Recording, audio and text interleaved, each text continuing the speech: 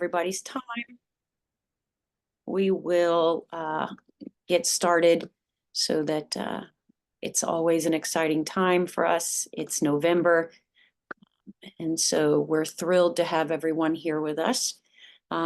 This is the November version of the JVS Online Journal Club. We're excited to have both Jefferson University and the University of Tennessee here to host the event. We have two exceptional articles from this month's JVS. Early complications from the pivotal trial of a 4-branch off-the-shelf solution to treat complex abdominal and type 4 thoracoabdominal aneurysms. Dr. Mark Farber is here. And then a comparison of outcomes of percutaneous deep venous arterialization in multiple clinic practices. And Dr. Sinai is here with us as well. Our two host institutions from the University of Tennessee, Dr. Michael McNally, who is the chief of vascular surgery there, and his fellow, Dr. Kevin Anderson, will be presenting along with the host institute or the Jefferson host faculty, Dr. Michael Normood, and also Dr. Alex Crosser, who is their fellow. As I mentioned, the author guests that are here with us, it's always exciting if authors can join us. They get to answer questions and help us explore the work that they've done in better detail and for us to really understand how it can apply to our practices. So we're extremely lucky to have Dr. Sinai, Dr. Runback, and Dr. Farber with us to answer questions. Our moderators this evening are Dr. Richard Neville. He is the Associate Director of the Heart and Vascular Center at Inova, as well as the Chief of Vascular Surgery, Wound Care, and Hyperbaric Medicine. And then Dr. Nathan Liang, who is an Associate Professor of Surgery and the Director of the Complex Aortic Program at UPMC. We ask that you do stay muted, but we will encourage you to put questions and comments in the chat. The moderators may ask you to clarify your question. It is being recorded for on-demand access. And then the December version of the JVS Online Journal Club will be Wednesday, December 11th at 6 p.m. And that will be hosted, I only have one of the institutions there, but by the University of Florida. And then all of the dates for 2024, including the last one in December, are posted and on vascular.org. And the 2025 spots are being assigned now. We do have a few spots that are left open if you have not signed up. The request for sites usually goes through the APDVS, either the SVS Connect, or it was sent out in an email. If you did not receive that and you would like to sign up to host the JVS Online Journal Club, please feel free to reach out to me and we can work on that. So with that, I will stop sharing my screen and we will turn it over to our first group to go ahead and get us started. All right.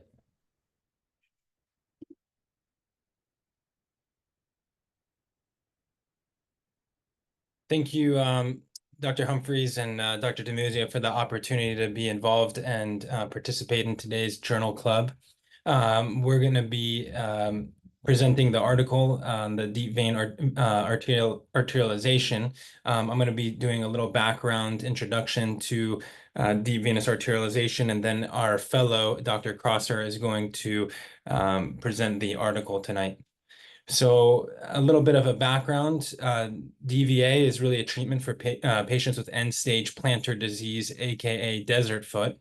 And it's published around 20% of the patients are unable to get adequate distal perfusion into the foot with traditional standard revascularization techniques.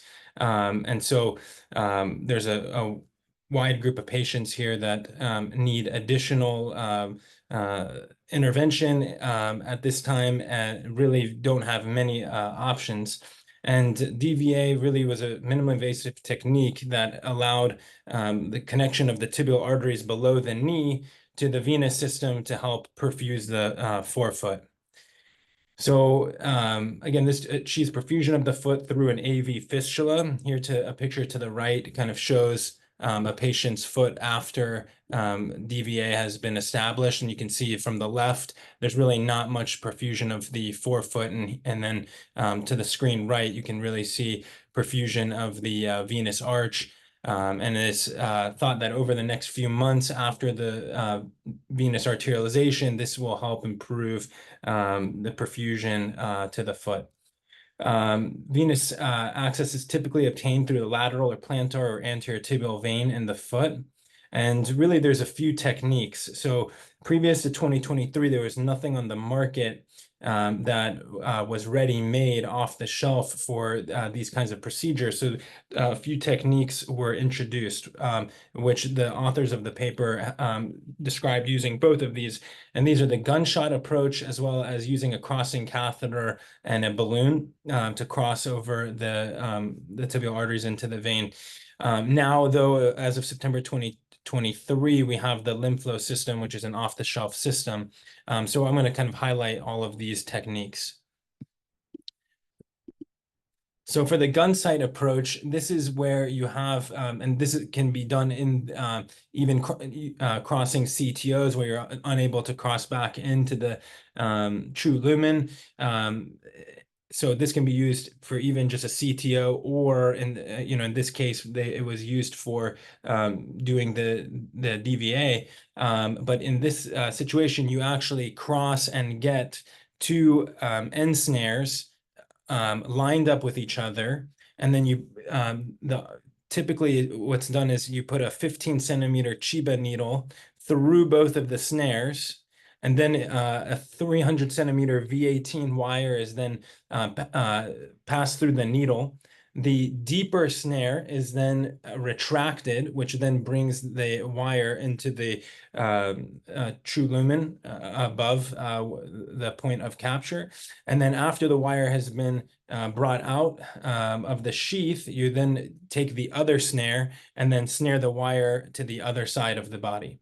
And so this is the gun sight approach. And here, these are just some pictures. Again, this was used in this situation for crossing a CTO of the SFA, but really you can just see to the screen left, the second panel here shows the two snares overlaying each other. Then the authors here have shown a needle crossing through both snares. And then here you can see to the screen right, that wire has been snared, and then the completion of the procedure with an SFA stent. So that's the gun sight approach. The other approach that has been described is using a crossing catheter and a venous balloon as a target. So to the screen right here, you can see this is a B-back crossing catheter. So this is lined up in the arterial system, and this is a DVA that is shown here. And then a balloon is placed in the venous target. And then the crossing catheter is deployed, and you can tell once the crossing catheter has achieved its target into the venous system, because then you'll notice the balloon will then pop and the contrast will extravasate and clear away. So again, right now we have a multitude of crossing catheters currently on the market. There's the Outback crossing catheter by Cordis, the B-back by Bentley, which is now distributed by Cook, the Pioneer Plus, which is made by Philips, and that's an IVUS guided reentry catheter. There's a Go Back by Upstream Peripheral, and the N-Tier by Medtronic.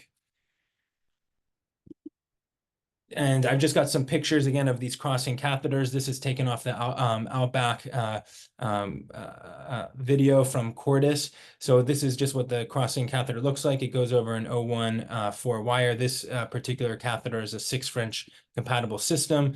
Once you deploy the needle, it's a 22 gauge Ninol reentry needle that goes across the arterial system. So in this picture, you can see in this scenario that they're showing from a subintimal plane, getting back into the true lumen, crossing an arterial occlusion. But again, it's just kind of showing how this works. After the true lumen is access is obtained, you're able to wire the true lumen.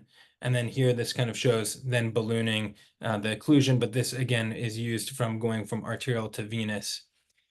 So in 2023, however, we now have the lymph flow system, and this was acquired by Inari very shortly after FDA approval. And this is a purpose-built catheter system for DVA. In the picture here, you can see there's a tapered covered stent. This is the stent that goes from the venous to the arterial system. Then next to it, that's the venous stent. Then there's the valvulotome, followed by the wire capture with the mesh, and then there's a crossing catheter. So and this was again taken off the LymphFlow website, off of their animation. So here they talk about getting venous access in the foot first, putting the catheter all the way to the crossing point. This is the capture catheter. Then from the arterial system, you then bring your catheter down, your crossing catheter down to the point where the most distal point in the tibial artery where you're going to cross. And then here, this kind of shows lining up the crossing catheter and the venous catheter. And then once you're happy with the area where the catheters are and that everything is lined up, this shows to the screen right, the deployment of the crossing catheter into the wire capture system. And then here on the screen left, this is showing the wire being trapped by the mesh basket. And then screen right, the next step is after that wire has been crossed and flossed, then you're ballooning the AV fistula that you've just created. And then this is followed by crossing of the valvulotome. And then here this shows now the patency of the flow into the venous system, unencumbered by those venous valves. And then the next step is to then perform stenting from the ankle all the way up to just a few centimeters above the fistula that was created. The venous stent in this system is, again, just a straight stent. The stent is deployed just to the area below the fistula, and then there's that tapered stent, which on screen right tapers down from the venous system down to the arterial side. And then this is what it, of course, looks like afterwards, and now the arterialization of the forefoot. In the paper that was presented tonight, 5mm Viabond stents were used by the authors in order to achieve the AV fistula. And then so really, in summation, DVA can be considered in patients with really no option PAD prior to major amputation. And then the question that we're going to be discussing tonight, is there any difference in treatment outcomes based on OBL versus hospital-based interventions for these patients? So with that, I'm going to allow my fellow Dr. Crosser to take it away and talk about the article.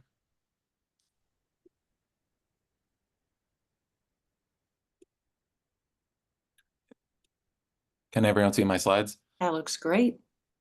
Great. Good evening, and thank you for having me. My name is Alec Crosser, and I'm the first-year vascular surgery fellow at Thomas Jefferson University. Today, I'm going to be discussing the paper comparison of outcomes of percutaneous deep venous arterialization in multiple practice settings. This paper was published in the November JVS. Dr. Norman gave a great background just for a little bit on CLTI.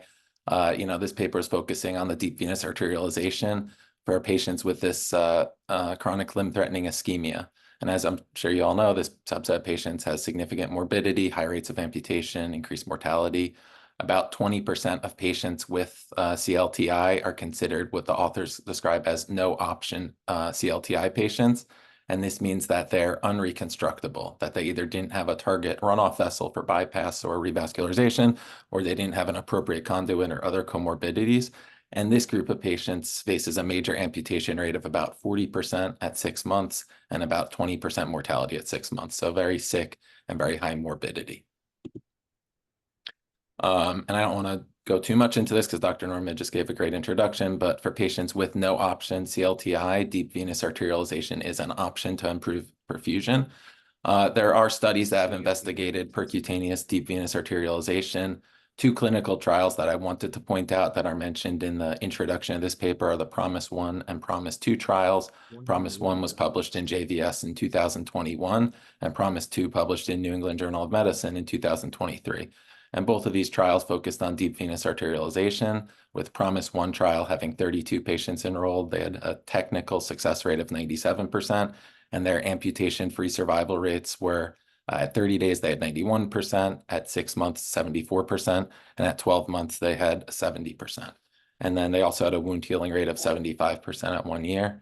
And then the PROMISE-2 trial that had 105 patients, and they had a technical success rate again of 99%, and they had a 66% amputation-free survival rate at 6 months, which was higher than the expected probability. So this is an option for patients in this subset of chronic limb-threatening ischemia with no other options. The paper we're discussing today aimed to compare the outcomes of the procedure between hospital and office-based laboratory settings. And then to do this, the authors compared the results of percutaneous deep venous arterialization in 41 hospital-based and 32 office-based laboratory patients. As for the study methods, this study was done as a retrospective chart review from January 2018 to March 2023 on the patients with no option CLTI, and all of the patients in this study underwent deep venous arterialization either in the hospital or the office-based laboratory. The procedures were all performed by 2 experienced interventional radiologists who had more than 50 years combined experience between them. And for their patient selection, they were deemed no option if they had debilitating ischemic rest pain, concern for inevitable amputation, prior non-healing wounds or tissue loss, with 1 or more failed endovascular or open surgical revascularization attempt, or if they had an angiogram that demonstrated no surgical options. And then for the patients who were eligible, they were classified with the Rutherford classification, and they needed Rutherford. They were ineligible if they were Rutherford 3 or lower. So Rutherford 4 and 5 were eligible. And the patients also needed to be anatomically eligible for the procedure. So they needed to have at least 1 tibial artery that had a patent proximal segment and an appropriate venous target. The primary outcomes that they looked at were major amputation-free survival and all-cause mortality. And all the patients were surveilled at 1 month and then every 3 to 6 months post-procedure. In terms of the procedural methods, all the patients were given dual antiplatelet preoperatively, and then the arterial access was obtained through an antegrade common femoral artery stick. The venous access was either through the lateral plantar or anterior tibial vein, depending on the venous target. And the authors used the outback reentry catheter that Dr. Normand was describing. And then once they had their through and through access for the arteriovenous fistula, they angioplastied, and then they used 5mm Viabond stent grafts. And they started about 1 to 2 centimeters proximal in the arterial side, and then they went distally all the way to the lowest visualized valve in the foot. And then the plantar venous arch and the stent grafts were angioplastied with a high pressure balloon. In regard to the patient characteristics, the only significant difference between the 2 groups that they observed was a higher percentage of Caucasian patients in the hospital-based group and a higher percentage of African Americans in the OBL group. And then there was also a higher number of obese patients in the OBL group. Otherwise, there were no statistically significant differences for the other baseline characteristics. And then this study achieved a 95% technical procedural success rate, meaning they were able to make the arteriovenous anastomosis and they had antegrade flow for the hospital patients, and then 96% technical success in OBL. So very similar. Here's a Kaplan-Meier curve showing the amputation-free survival rate between the 2 groups, with the pink line here on top being the OBL group and the blue line being the hospital-based procedure group. The purplish area in the middle is the overlapping confidence intervals, showing that there was no statistically significant difference between the 2 groups in regard to amputation-free survival. The authors similarly showed there was no significant difference between the groups for limb salvage rates, which are seen here with this Kaplan-Meier curve, and then also for overall survival, which is seen here. And And then some other secondary outcomes that they evaluated were the primary patency, which is seen on the left-sided curve here. And again, there was no significant difference between the two groups. There were also no patent grafts in either group at the end of 2 years. And the authors also found that there was no significant difference between the two groups in rates of partial wound healing, which they defined as presence of granulation tissue forming, or complete wound healing with epithelialization of the wounds. And there was no significant difference between the number of patients in either group requiring reintervention as well. Despite no statistically significant difference, there were higher rates of limb salvage, partial wound healing, and reintervention rate in the OBL group, just not enough to be statistically different. And then in terms of the conclusion, the authors concluded that the percutaneous deep venous arterialization is safe and effective in patients with no option CLTI. They showed comparable outcomes between the hospital-based and office-based groups. There are some limitations to this study. One that the authors mention is that they changed their management a little bit throughout the course of the study period based on their experience with the procedure. It sounded like towards the latter half of the study, there were a higher number of second look angiograms, as well as a change in the surveillance of patients with more frequent imaging. Also, this study was a single institution and performed with 2 experienced clinicians. However, this is still one of the largest patient cohorts studying this type of procedure, and the largest that was comparing hospital-based and office-based groups. So I thought it was a very interesting paper. Thank you very much. I'd like to open up for any questions. So Misty, should we start the discussion? Yeah, so I was gonna say, unfortunately, we got a message that the author is not gonna be able to be here due to an urgent case. So Richard is gonna kick off, Dr. Neville is gonna kick off the discussion, and we will, between myself and Dr. Norman, will discuss it and give all of our enlightenment to this work. Well, I really appreciate the opportunity to start the discussion. So no pun intended, we've taken a dive into deep venous arterialization, and it was a great presentation by our 2 presenters. The only little bone I'll pick is there is one more technique, which is open surgical deep venous arterialization. And we actually are currently doing a comparative study. We've got 19 open and about 12 endo, and I won't give you any tips on what's going to happen. We'll present that another time. But I really enjoyed the talk. It raises a lot of issues. We could talk about this paper for a long time, but just to the presenters or anybody else on the screen, a couple points. I think one of them I was going to bring up that Anil Hingorani put in the chat. You know, we found in our own environment that the complex, expensive cases seem to stay in the hospital because the hospital pays for the overhead, and the cheaper, less complex cases go to the LBL. Do you guys think this played any role in the selection of these patients? How did they choose who went to the hospital, who went to the OBL? So what they talked about in the paper was that their OBL was in a separate county than the hospital. So they said it was more based on the referral patterns. I think you know, it'd be interesting to be able to ask the So if somebody comes in your office tomorrow, Alec, are you going to take them to your hospital lab, or are you going to take them to your OBL down the street, or does it matter? I think it does matter, definitely. Well, obviously, not according to this paper. I know. And I know Dr. Runback, Dr. Runback is an expert in this field, and his data is always very, very good. So what makes you take them to the hospital as opposed to the OBL after you read this paper? I would do the same thing, Alec, I tell you, but I just want to know. Yeah.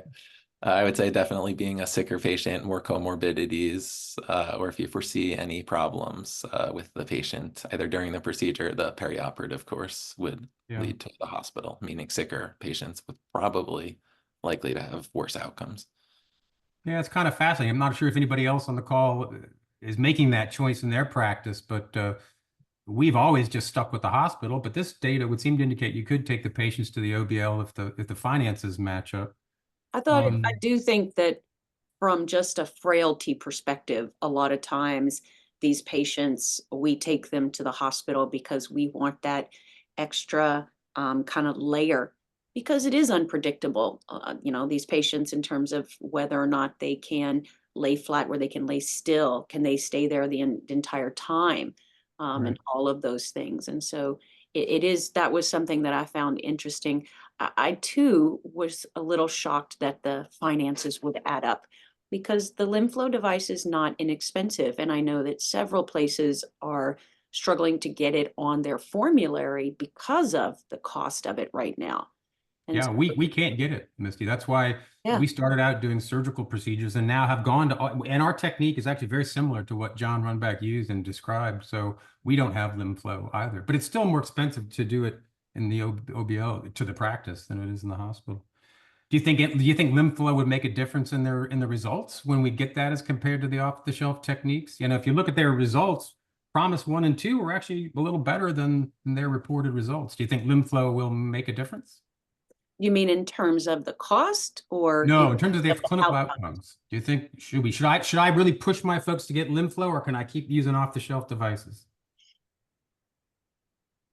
Or is that a too political equation? LimFlow's not on the call, are I'm doing so many political things today that I feel like That's this is the part I didn't want to. I'm in Washington, D.C., so. But no, I do. I mean, for us, we're going to do an off-the-shelf device because we can't get it on there. And so, That's right. as much as I sit on our value analysis committee, and as much as I say, you know, this is something we're only going to use at a limited amount of time, and there are very selective cases because not all patients qualify for this.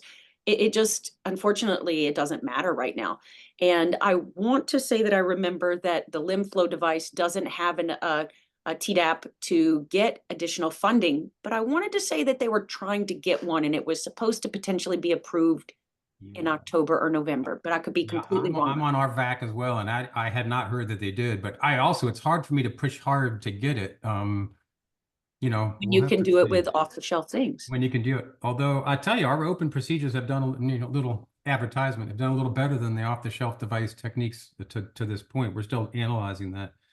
And when you do the open surgical technique, how are you using a valvulotome, and how are you getting? Yeah, that's a great question. We have a reverse Mills, and then I've also taken to using some Cooley coronary dilators. If you use a Cooley coronary dilator, you can actually feel the valves pop, and you can get down to the plantar surface of the foot. But I don't want to get too much into that. We'll set that for another day. No, we want to get into it though, because Oh, I do have you? Okay. a question. Yeah, I Okay, do. great. Because Sure. there is a discussion about doing deep venous arterialization open Right. versus superficial venous arterialization open. And that when you're doing superficial venous arterialization, patients tend to do a little bit better. They don't have as much swelling and the pain for Yeah. them may be less. And so I would like to hear, are you always using a deep vein? Are you using a superficial vein? I'd like to hear that actually. Yeah, we're always using a deep vein at this point. And primarily to the posterior tibial or the plantar branches. We've done some anterior tibial or DP, but it's mostly to the posterior tibial venous circulation. And we've learned a lot. I mean, there's a lot to learn. That's why I love these papers. I mean, I always learn something, and you guys did a great job presenting. I always learn something every time these DVA papers are presented. And one of the things I think we still need to learn about is the venous anatomy, the wound care. We're learning so much about the post-op wound care. You know, these people do swell. You can't close them too soon. If you close them primarily at all, we're now skin grafting several of them. I mean, it was interesting to me in this paper that they just referred back to their podiatrist to do said just back for podiatric care. I'd be interested to hear, you know, what kind of wound care they got.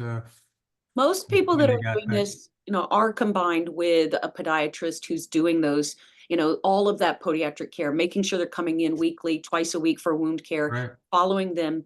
I've not seen one where people didn't get a TMA, where patients don't typically get a transmetatarsal amputation.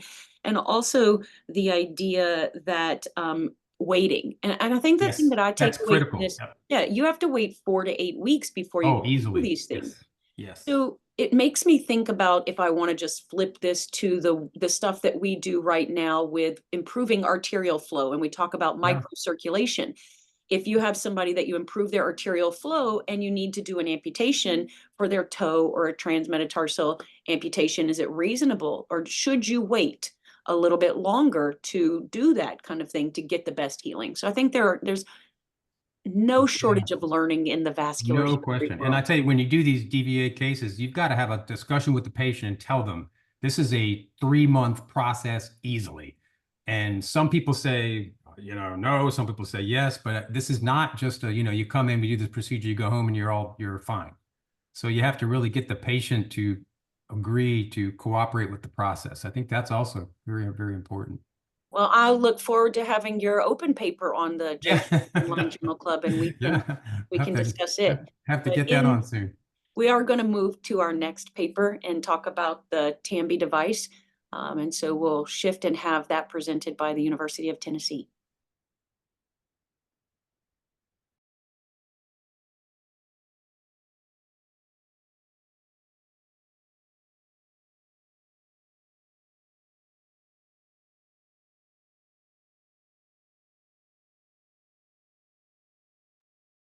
I can't hear, and I don't know if that's because there we go.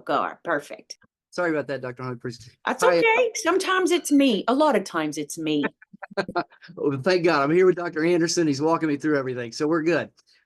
Thank you so much for having us here and allowing us to be the host for the JVS Journal Club here in November. My name is Mike McNally. We're at the University of Tennessee, and I'm here with Dr. Keith Anderson, our first-year fellow. Tonight, we have the opportunity to present a paper by Dr. Farber and colleagues titled The Early Outcomes from the Pivotal Trial of a 4-Branch Off-the-Shelf Solution to Treat Complex Abdominal and Type 4 Thoracoabdominal Aortic Aneurysms. I think it's important to start on this topic when you really talk about definitions of the treatment device. So specifically, we're talking about pararenal abdominal aortic aneurysms, which are technically different than juxtarenal aortic aneurysms, which have normal tissue, several millimeters, usually defined by 4 millimeters of normal aortic tissue below the renal arteries, versus a pararenal aortic aneurysm, which is aneurysmal tissue involving the renal arteries. And you can see on the screen right, the classic Crawford classification system, and here the type 4 thoracoabdominal aortic aneurysm involving from the level of the diaphragm, all the visceral vessels, renal vessels, and down to the aortic bifurcation. When you talk about treatment options in 2024, FDA approved, the juxtarenal abdominal aortic aneurysm has several FDA approved devices. Commonly used is the Cook Z-Fin device or the Medtronic Endurant with Endo Anchor system. As far as currently FDA approved devices for pararenal aortic aneurysms and type 4, only the Gore thoracoabdominal branch endoprosthesis, otherwise known as the TAMBI device, is FDA approved, and that was approved very, very recently in January 2024, based off the data we'll be discussing tonight.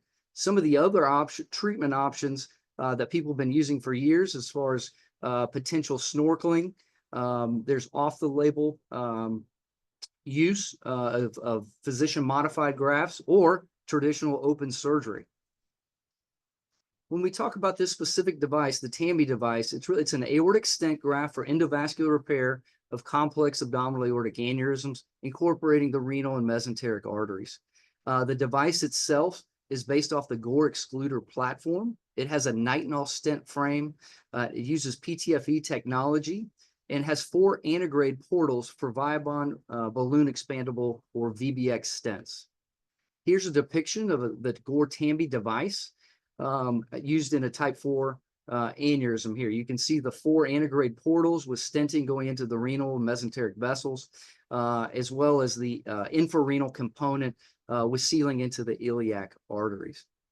As far as literature, we're very limited in this. That's why we're discussing this here today, due to this new FDA-approved device. But really, the only literature really to look at is the feasibility study of the TAMBI device, which was published in 2019. They looked at 13 patients in this initial series. There was 52 renal and mesenteric arteries, and their 30-day outcomes were very good, with a high technical success rate at 92%, so 12 out of their 13 patients, with 1 patient having a right renal artery occlusion secondary to dissection during the procedure. They had no reported 30-day mortality, aneurysm ruptures, conversion to open, dialysis, or spinal cord injury in this early feasibility study. So with these good results, we now turn to the pivotal trial, which Dr. Anderson will be discussing tonight. Thank you.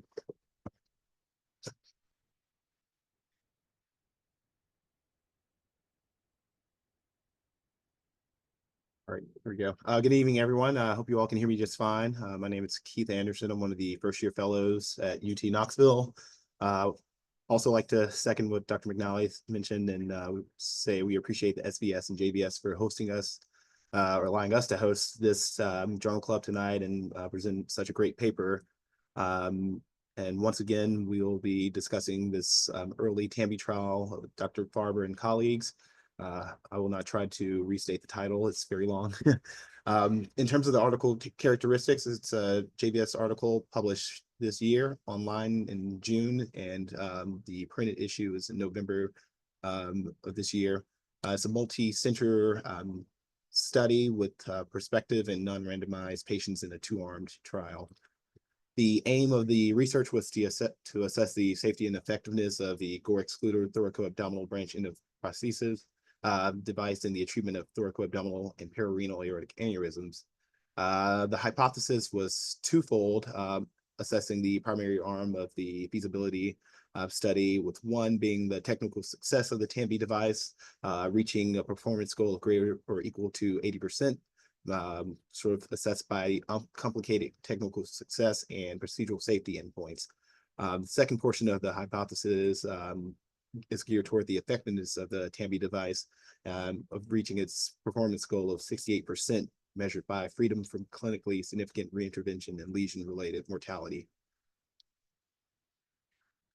As Dr. McNally alluded to, this device is very key, and it's a breakthrough device, and it's the first FDA-approved off-the-shelf endovascular repair solution for the treatment of complex aneurysmal disease involving the visceral aorta. This is a good schematic from the core website. The study design, based on the methods, is from the feasibility study, AAA 1701. Patients were enrolled and met inclusion criteria based on aortic aneurysm morphology, with typical features that we treat for, including fusiform aneurysm with a diameter greater than 5 centimeters, saccular aneurysm of any size, rapid aneurysm growth of greater than 5 millimeters within 1 year. In addition to these indications for treatment, the patients had to have an extent type 4 aneurysm defined by the Crawford criteria that we mentioned beforehand, as well as the pararenal morphology. This data was collected from June of 2019 through December 2021. And on the next slide, I'll sort of go into the anatomy that was deemed amenable for the TAMBI device implantation.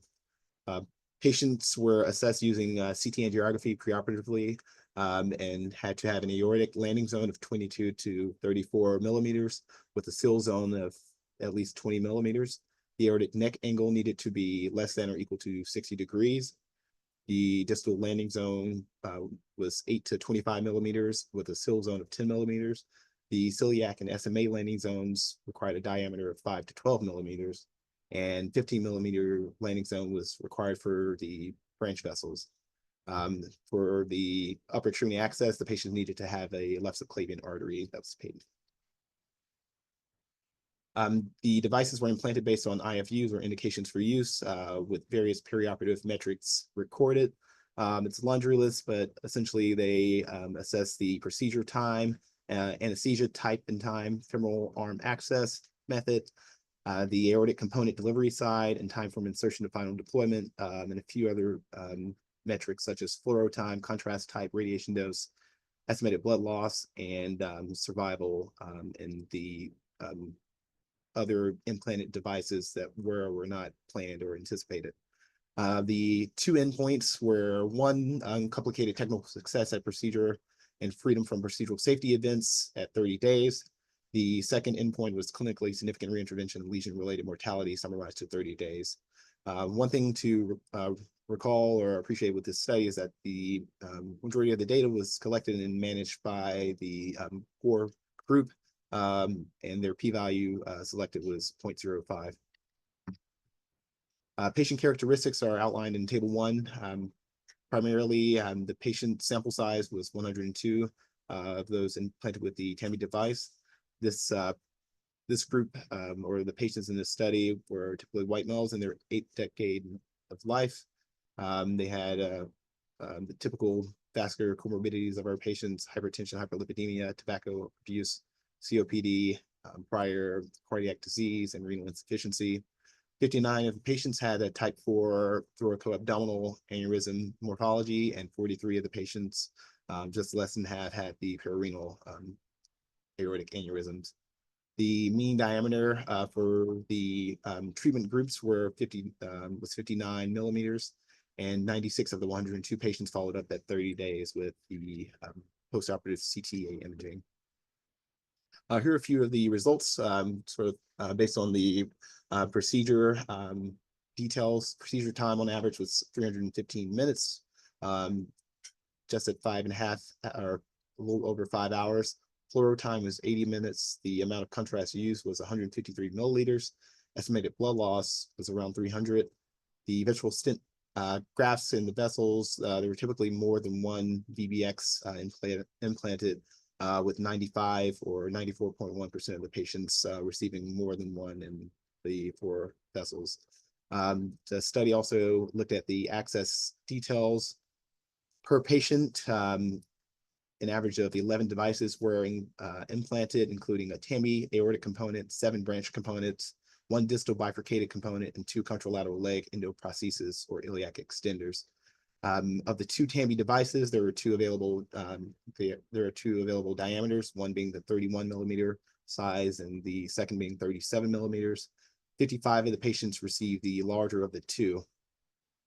During the index procedure, one thing to appreciate is that 28 of the patients, or 27.5%, had unplanned implantation of an additional 32 endovascular components. These were typically to control procedural complications or phenomena such as requirements of bare metal stenting, embolization coils, aortic extenders, and percutaneous transluminal angioplasty balloons. A few patients also required extension into the thoracic aorta with the Gore CTAG advice. Results listed in Table 3 demonstrate the primary outcomes, the technical success, and procedural safety. The device reached technical success in 101 of the 102 patients, or 99%. The single failure was due to an unsuccessful cannulation of the left renal artery. There were no failures of vascular access or of device delivery system withdrawal. The unplanned placement of non-TAMI devices that I alluded to earlier occurred in 19 of the 102 patients, or 18.6%. This number shows up in this table as the 19 failures, both by the protocol definition as well as the SVS definition within the reporting standards. There was no evidence of type 1 or type 3 endoleaks at the index procedure. The mean length of stay in the hospital was 4 days, with 91 of the patients discharged to home. Clinical outcomes in terms of the complications or major events.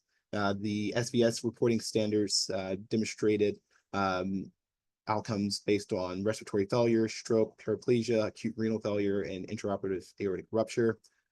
At 30 days, 7 patients, or 6.9%, experienced 8 MAEs. 1 patient did experience 2 events, including paraplegia and intraoperative aortic rupture. There were no instances of bowel ischemia or myocardial infarction. Permanent paraplegia was noted in a total of 2 patients, and they were patients that had extent type 4 thoracoabdominal aneurysms. This was suspected due to more proximal coverage and coverage of the lumbar vessels that led to their spinal cord ischemia. By the protocol definitions determined prior to the SVS standards, 8 patients experienced a total of 9 procedural safety events, noting the same patient with 2 events. Overall, from both protocols and predefined outcomes, 10 patients experienced safety events. At 30 days, there were no reported aneurysm-related mortality. However, there was documentation of 1 patient who passed from a device-related death secondary to SMA thrombosis and mesenteric ischemia. There were a total of 12 reinterventions in a total of 9 patients. And that, with that being said, no other mortalities were recorded within the study. Discussion, the endovascular options, especially with aortic aneurysmal pathology, helps broaden the selection pool of operative candidates with complex disease. The early TAMI device outcomes demonstrated in the study met its 2 hypothesis goals. with the technical success reaching a rate of 99% by SVS definition standards, with their sort of estimated goal being greater or equal to 80%. Similarly, they met their protocol-defined procedure safety success at 78%, with their sort of expected goal of 68% being surpassed. The TAMBI device implantation is not without its inherent risks, including component adjustment at the time of index surgery, perioperative morbidity, and need for reintervention. That being said, despite the 7% MAE rate, the events did not result in a 30-day mortality. Limitations of the study that they highlighted, number one is the strict patient enrollment. As I reviewed, the patients had to have appropriate indication for surgical intervention in the first place, and also based on their CTA imaging, had to meet the strict criteria for being amenable to TAMBI implantation. The study protocol development took place prior to the SVS standardization in 2016 when the feasibility trial was being established, and the SVS standard definitions were achieved in 2021. The core lab, sort of a third-party external group, interpreted the postoperative CTAs and determined the type of endo leaks rather than the on-site teams, which occasionally led to discrepancies. In conclusion, the TAMBI device is a safe and effective device at 30 days in the treatment of complex aortic disease, specifically pararenal and type 4 extent thoracoabdominal aneurysms. The patient selection requires extensive and thorough perioperative or preoperative evaluation. Device implantation has inherent risk, and going forward, long-term data will help further delineate the role of the TAMBI device in management of complex disease. With that, I would say thank you. That concludes my presentation, and I'll leave the floor open to questions and discussions. Very nice talk. That was a very nice description of the paper. I'd like to open up for discussion for our presenters and also for Dr. Farber, who's here today. We already have a couple questions in the chat. Is that the real Dr. Harani who's asking in the chat there? I think so. And this was two of my questions as well. Do you think as we get more familiar with the device, this will help to further reduce OR time and radiation dose? And with an anecdotal observation that the time seems significantly shorter after several of them. And then a partial question 1B about all transfemoral approach as commercial use increases. Nathan, I can answer this, Mark Farber. You know, if you look at the times, they go from 160 minutes to 900 minutes. So, you know, there's a lot of variation. The sites were not chosen based only on their past experience. So yeah, a typical straightforward case is about 2.5, 3 hours, right? For a well-selected case. Obviously, if you're gonna do some off-label stuff, you may run into some problems.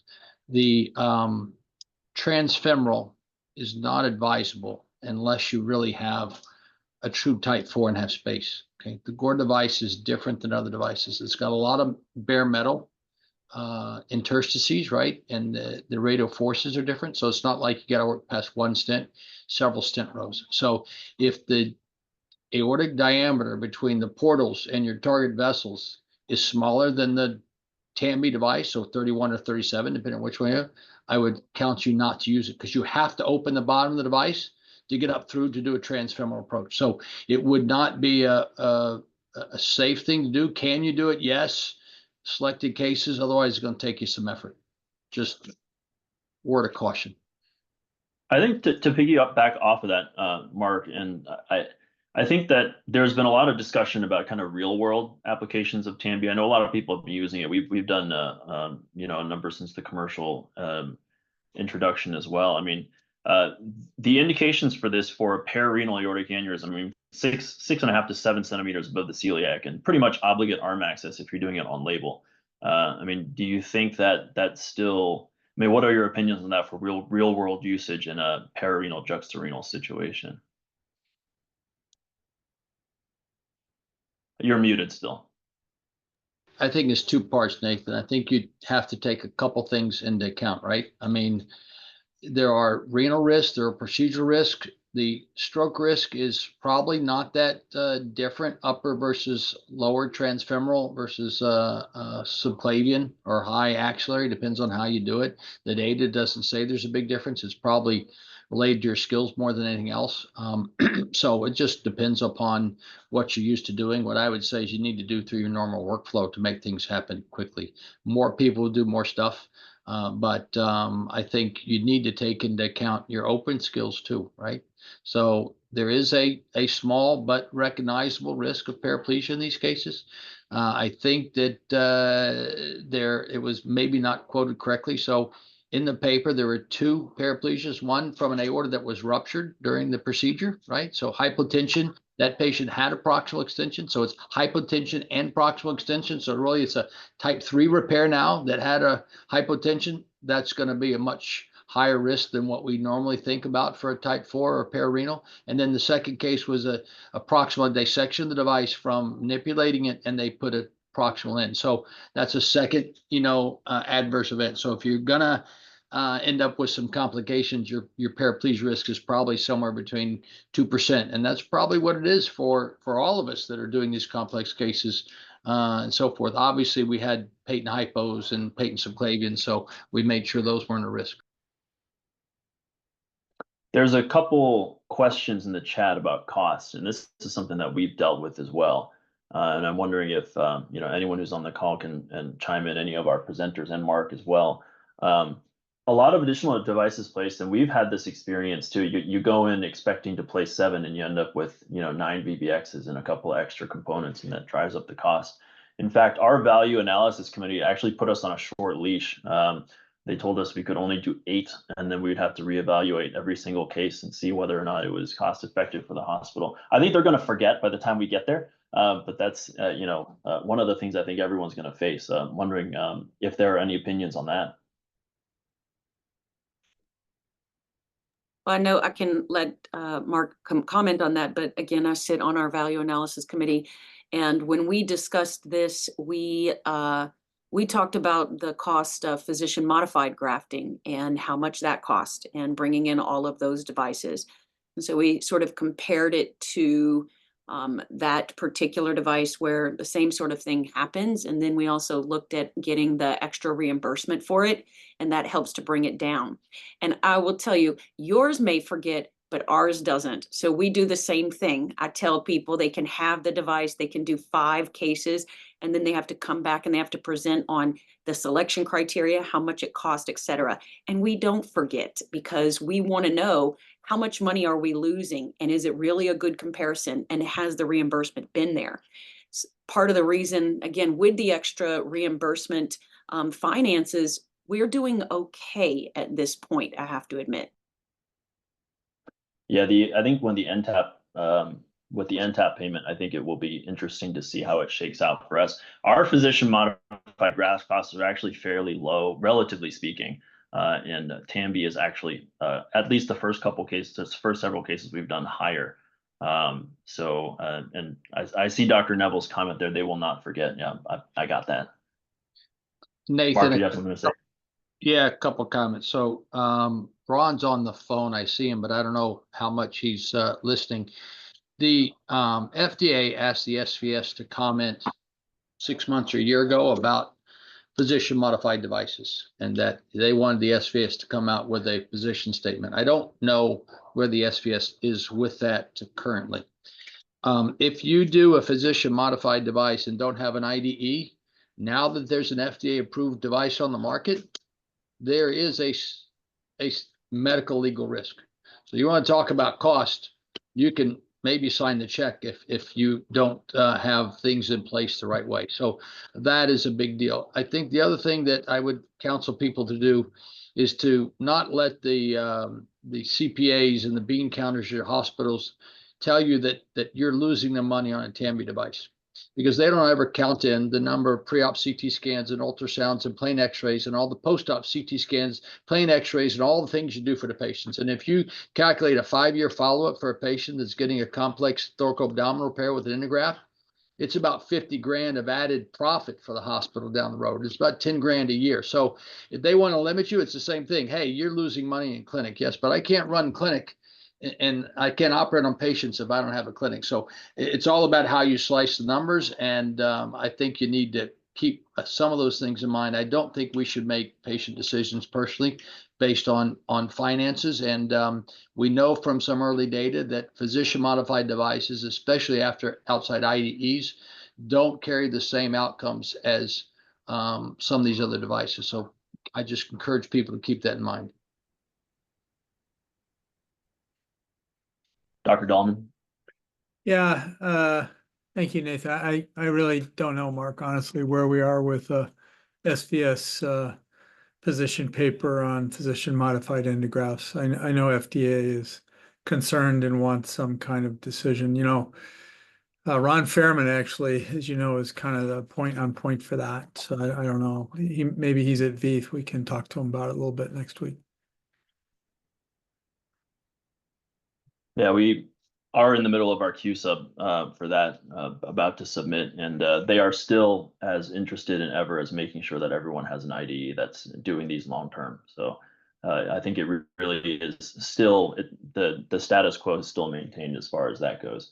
But a lot more people are doing these now. I mean, regardless of FDA, it really has become mainstream, and that was kind of what I was referencing, I guess, before, Mark, about there are options for juxtaperirenal. They are off-label, very off-label, but some of our implantations of Tambi are also quite off-label, and so I mean, how do you square that if that's the case?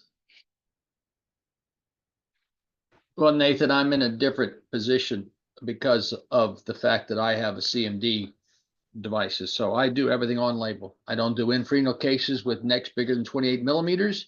And I order the device that's on label. And so that's what I've moved to for the past 12 years, because I think that's the right way to take care of patients.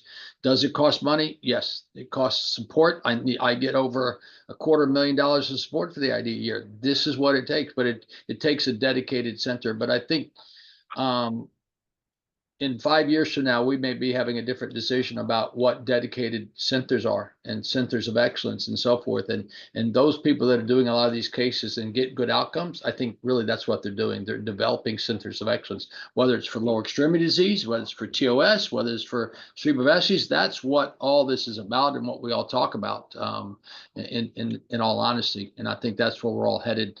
I don't think the societies and everything else have caught up with that concept yet. And the question will be, the only way it's going to happen, I think, is payments and CMS and outcomes that's what's going to force that. It's happened in the UK, it's happening in Europe, but it really has never happened in the US, whether you want to talk about cancer and pancreatic, resections or whatever. You can just choose your area, and it's that.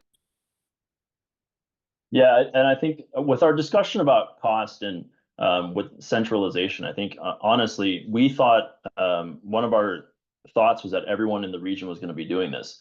But it turns out that most hospitals don't want to actually pay for the device. And so what we're seeing is that, Tambi has kind of already centralized itself, partially because of the cost. I know we don't want to be treating patients purely based on cost, but it's kind of lent itself to that. And I don't know if any of you guys have seen a similar trend. So it's very interesting to see how this plays out.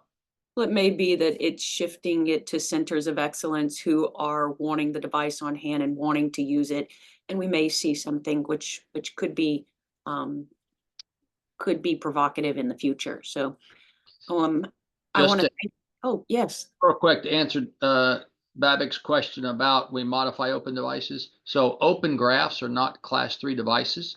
Okay, so the FDA, any endograft is a class 3 device, so it's a different classification device than an open surgical graft, and that's why you can cut a hole in a surgical graft, but you're not allowed to do that for a class 3 endograft. That's the FDA's position ever since back when Dorothy started, and they have maintained that. So just that's for the clarification there.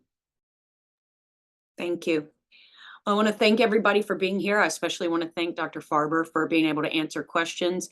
Again, having the authors here for us is so powerful because we're able to learn so much from that. So December 11th, we will see you all for the December version of the JVS Online Journal Club. Thank you to our host institutions. Thank you to Dr. Neville and Dr. Liang. It's really a pleasure to see everybody. See you later.